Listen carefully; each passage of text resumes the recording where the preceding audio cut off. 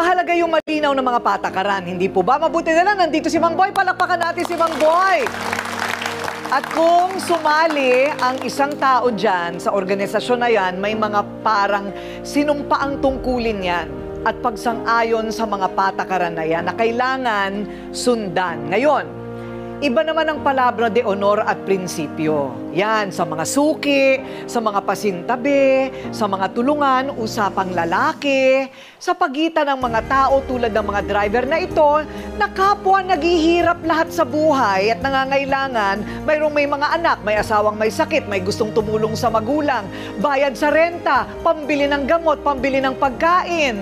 O, kayo-kayo ang nangangailangan. Kaya dapat kayo-kayo rin ang nagtutulungan. Tama, talagang may dahilan kaya may organisasyon.